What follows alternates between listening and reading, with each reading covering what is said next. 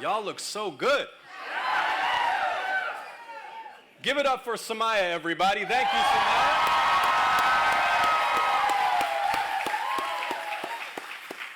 Thank you all so much for being here. And I want to, first of all, thank law enforcement, Savannah PD, everybody here keeping us safe. Give it up for them, please. Thank you.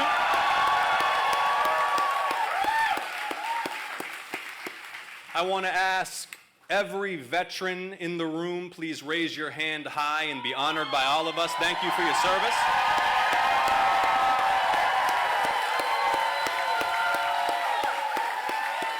Thank you. Now, Savannah, I'm here with a report from our nation's capital. And it's not good news. See, it turns out that when Donald Trump said he was going to fight for working class Americans, what he really meant was he was going to take away your health care to cut taxes for the rich. That's what he really meant. Now, you may remember we were told that this was a different Republican Party. We were told Donald Trump's new GOP cared about working people. But Savannah, you can't claim to be for working men and women when you defund their hospitals and nursing homes. You can't claim to be for working men and women when you defund school lunch programs to help feed little boys and little girls whose hard-working parents are struggling to fill the fridge. You definitely can't claim to be for working men and women when you do these things so you can cut taxes for the richest people in the country. Now, there was a Republican senator with the integrity to oppose this, Tom Tillis of North Carolina. Did y'all see that? He was on the Senate floor. He was pleading with Republicans to do the right thing. Senator Tillis warned that 663,000 North Carolinians will be pushed off Medicaid. He warned that President Trump was breaking his promises. He took a stand and he voted against the bill, and they ran him right out of the Republican Party for it. Now, it took courage, what Senator Tillis did. But among the Republicans who represent Georgia in Congress, no such courage was to be found. Just, yes, sir, no, sir, Mr. Trump. Now, let me tell you,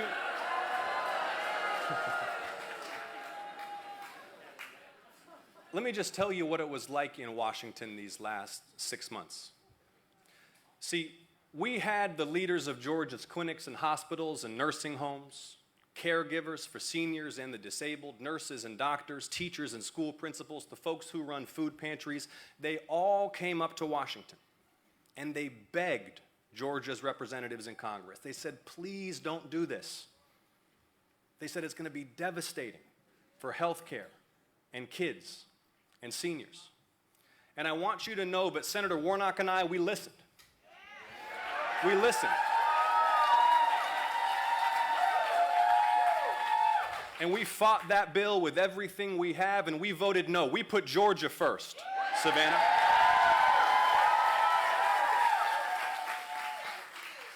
But every single Republican member of Congress who is supposed to represent Georgia, who is supposed to put loyalty to Georgia as their highest priority, instead they chose loyalty to Donald Trump.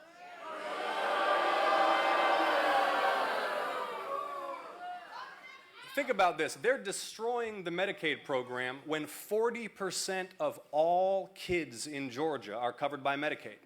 50% of all births, 50% of all births in Georgia are covered by Medicaid. 70% of all seniors in nursing homes in Georgia are covered by Medicaid. There are now 37 Georgia nursing homes at risk of closure because of this law, and 7 of them are less than 2 hours from where we are right now. Do you all remember what Donald Trump said about Medicaid? He said, "We're not going to touch it. We're not going to touch it." Direct quote. It's like Senator Tillis said, a broken promise, and one of many. President Trump promised to end the wars. He promised to release the Epstein files.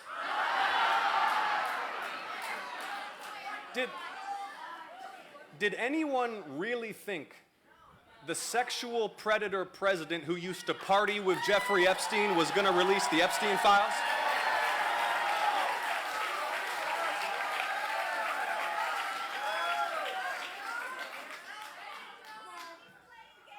So many broken promises. More people are unemployed. The wars are still raging. The debt is exploding. Oil drilling is slowing down. Prices are going up. Now, the other day I was watching part of an interview with Marjorie Taylor Greene, which you never know what you're going to get. But just a few weeks ago, Marjorie said of the Trump administration, she said, "We, as in MAGA," Marjorie said, "we've been in power for 6 months, and I was so excited in the beginning, thinking there's nothing we can't do." And then Marjorie said, "But 6 months in, there's literally nothing we can do." Well, they have done one thing. They've destroyed Medicaid and defunded hospitals and added $4 trillion to the debt to cut taxes for the rich.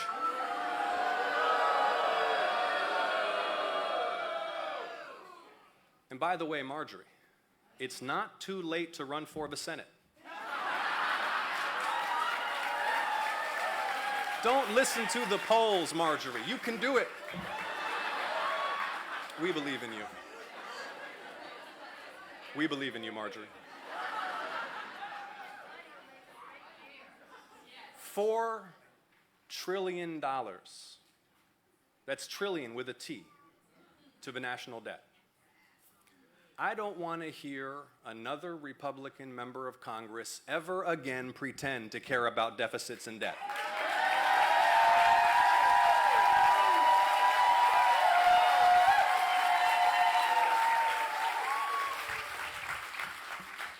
These cowards and hypocrites in the Freedom Caucus, they make their entire fake persona about cutting deficits.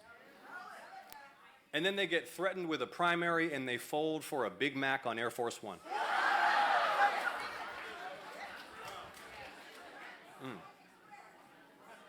So now, our kids and our kids' kids and their grandkids have $4 trillion more debt to pay down. And it's not even like it's for a good cause. It's so someone worth $50 million can buy another vacation home to visit once a year. Meanwhile, there are plenty of things that are worth public investment. I would like one of my Republican colleagues to explain why an American family has to pay $3,000 to ride a few miles in an ambulance to the hospital, when we're handing out $1 million tax breaks to the wealthiest people in the country. I want to hear them explain that. Or why they're canceling the projects that actually can make a difference for hardworking people in our state. Do you all know Thomasville, Georgia? Yes. Thomas County, just a few miles from the Florida line, small, rural. Thomasville's never gotten much love from Washington. There's short health care options. The infrastructure's old. So a couple years back, we allocated federal funds to help them build a new health clinic and upgrade their sewers. The health clinics and sewers didn't used to be controversial. But then out of nowhere, the Trump administration canceled the grant for Thomasville. Y'all know why? First, because the project had the word justice in it. And justice is now a forbidden word in Washington. And second, because a tiny amount of the grant was for electric lawnmowers to maintain the new facilities. And electric vehicles, which were supposed to be Georgia's economic future, are now considered woke. So no more health clinic, no more sewer upgrades for Thomasville. See, they're all trapped in this right-wing internet ideology. Battery-powered lawnmowers make them feel unsafe.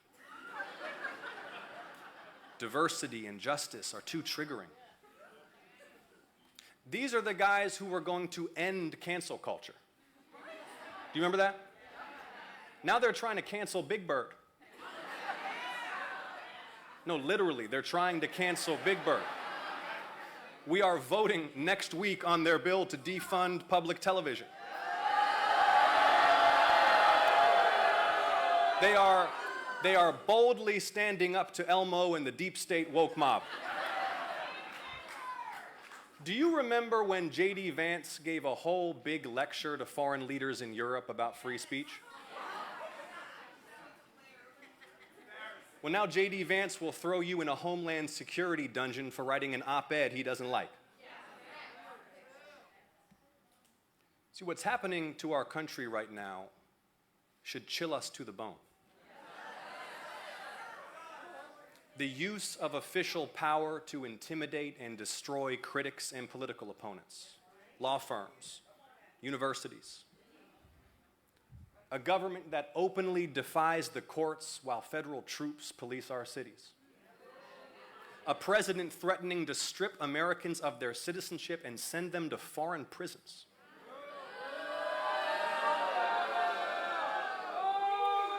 Before you elected me, I led a team that exposed corruption and war crimes all over the world. And we worked in places where criticizing the government is dangerous, where whistleblowers and witnesses have to meet in secret, where protest carries the risk of prosecution. And Savannah, when the federal police are wearing masks, that's a real bad sign. That's a real bad sign.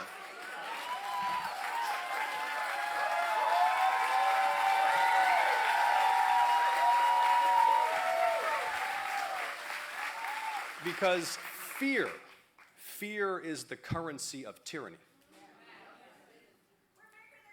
And I've heard it from people at every level, including people with power, people with status, people with resources. They come to my office and they tell me they're afraid to say anything. They're afraid of retribution, investigation, destruction, vengeance from their own government. Donald Trump wants the whole country to fear him. He's attacking the freedom of the press. He's enlisting intelligence contractors to harvest our data and profile us. He's still working to undermine elections. Remember, this guy already tried once to overthrow the government. The same day you sent me and Raphael Warnock to the Senate, his mob sacked the Capitol building. You remember that, Savannah? On January 5th, you elected us. On January 6th, they tried to seize power and failed. But on January 7th, we got to work for Georgia. We got to work.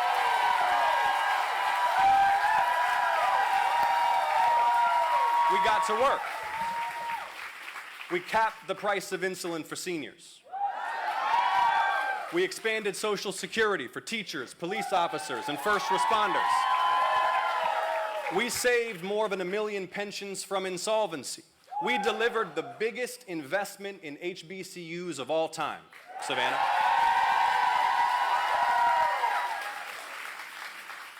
We confirmed Ketanji Brown Jackson to the Supreme Court of the United States.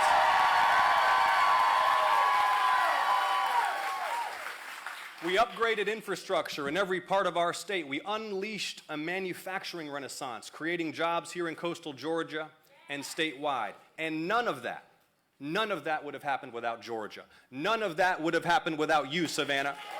You did that.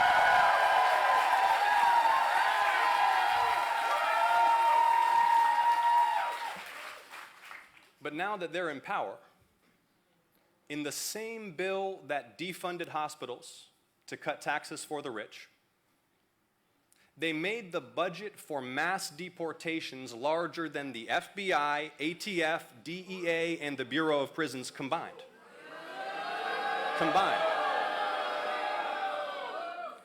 It'll be the largest domestic police force in American history. The ones with masks. Now, they say it's about crime and drugs and gangs and human trafficking and cartels, and those are serious threats that need to be confronted. The cartels should be crushed, the border should be secure, the human traffickers should be brought to justice, and their victims liberated. And if someone's in this country illegally and commits a crime, they have to leave. But they're snatching people with no records, even folks with work permits. They're tearing families apart. A lot of them have kids or spouses who are American citizens. Some of them are American citizens.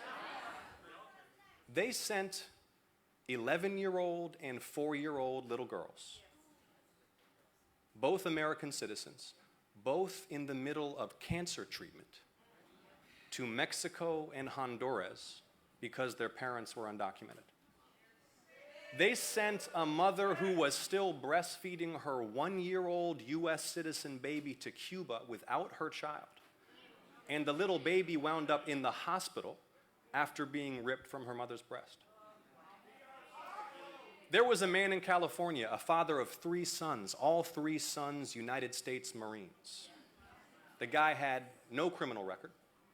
And they didn't just take him, they punched him in the head over and over and over again as he lay in the ground in broad daylight on camera. Did you see that? Yes. If that's what they're doing in public, what do you think is happening in these detention centers?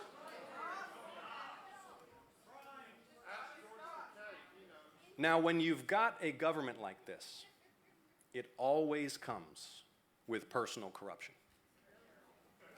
And the Trumps are using the office of the presidency to enrich themselves in a way we have never, ever seen in American history. You guys are following Trump's crypto thing, right? The meme coin? So there's a guy named Justin Sun.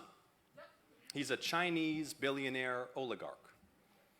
A couple years ago, the SEC starts investigating this guy for securities fraud. Now, maybe he's guilty, maybe he's not, I don't know. That's not the point.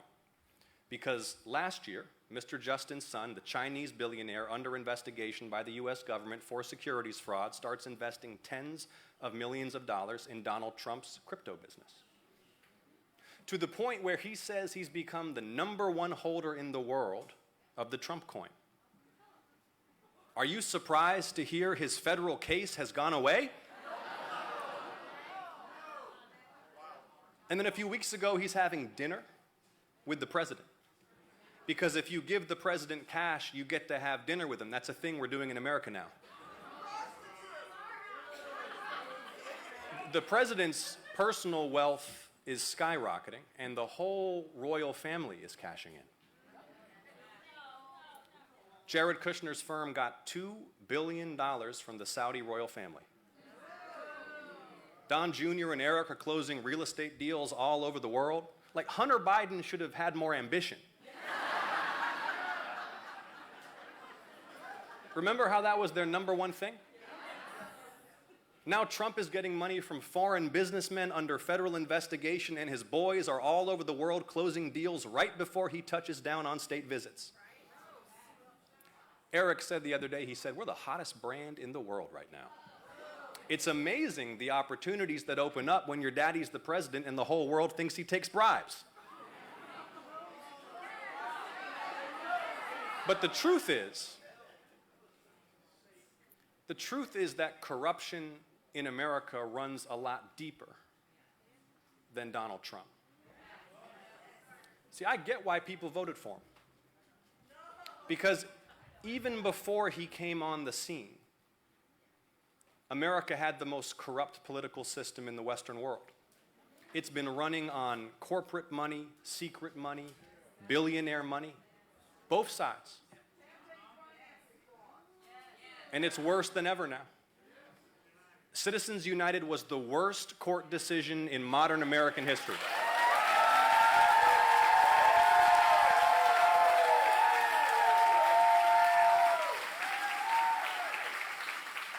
And when members of Congress aren't begging for money from lobbyists, they're trying to dodge getting carpet bombed by these super PACs. Senators get threatened every day with millions and millions of dollars of attack ads over the votes that we take. And see, this is why nothing works for ordinary people. It's not because of woke college kids or trans students or because there are interracial couples in cereal commercials.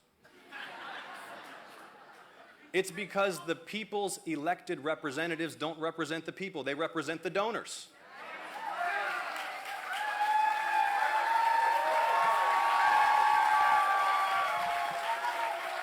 And that corruption is why they just defunded nursing homes to cut taxes for the rich. Corruption is why you pay a fortune for prescriptions. Corruption is why your insurance claim keeps getting denied. Corruption is why hedge funds get to buy up all the houses in your neighborhood, driving you out of the market, and then your corporate landlord ignores your calls during a gas leak. Corruption is why that ambulance costs $3,000 after you just had to get your choking toddler to the hospital. So Trump promised to attack a broken system. I get it. Ripe target. But here's the thing, he's a crook and a con man, and he wants to be a king. Yes, the system really is rigged, but Trump's not unrigging it, he's re-rigging it for himself.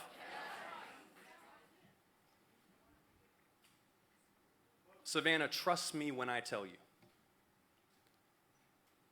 if we live up to our obligations as citizens, we will overcome this, Savannah. We will. We will.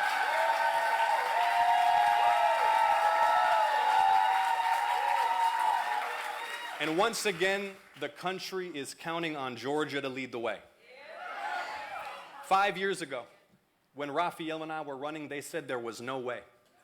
They wanted us to give in to doubt and fear and despair. But Savannah, out of no way, we made a way. And the state of Georgia, the heart of the old Confederacy and the cradle of the civil rights movement, sent a black pastor who holds Dr. King's pulpit at Ebenezer Baptist Church and the young Jewish son of an immigrant to represent you in the United States Senate. You did that, Savannah. You did that, Savannah.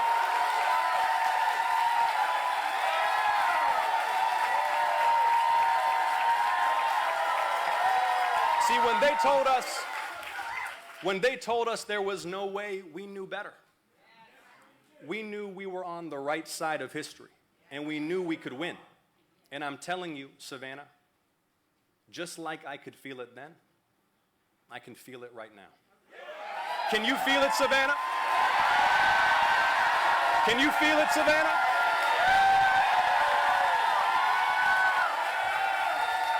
Savannah, that's what you feel. That's what you feel when your cause is just. That's how it feels when you push on the arc of history and it starts bending toward justice. In my Senate office, just above my desk, there's a portrait of Congressman Lewis.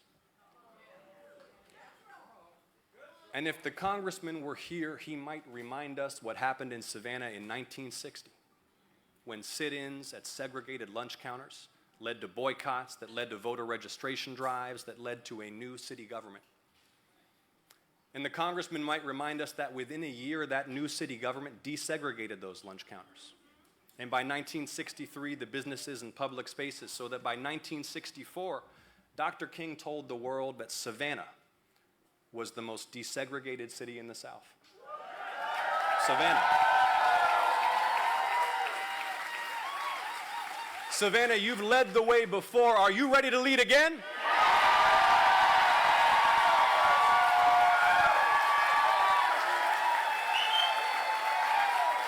The fight against Jim Crow was a struggle for universal civil and human rights. And even after the great victories of that movement, that is still our struggle. Congressman Lewis always reminded us of that too. And today our fight is against deeply entrenched corruption and greed. Corruption and greed that have so deeply rotted our system that it gave rise to this depraved man who has now plagued our public life for a decade. But 5 years ago here in Georgia, we lit a beacon of hope and possibility for the whole nation and the whole world, and that beacon is still shining, Savannah. And come next November, we will raise that beacon higher.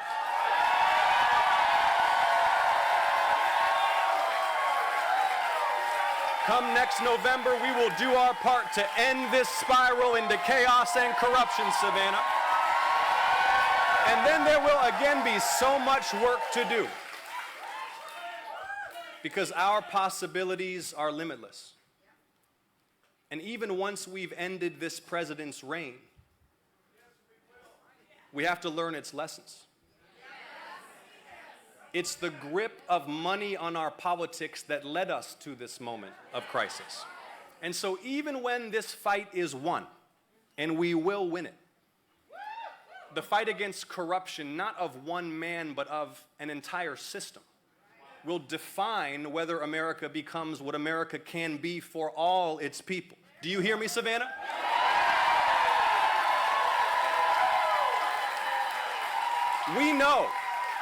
We know here in Georgia that the measure of our success is not how many of the poorest and most vulnerable families we hunt down and shackle and imprison and deport. The measure of our success is whether each generation achieves greater freedom and health and prosperity than the last, and whether we live up to the promise of equal justice for all. Savannah, are you ready to fight? Savannah, are you ready to win? Georgia will bow to no king, Savannah. Thank you all. Thank you so much.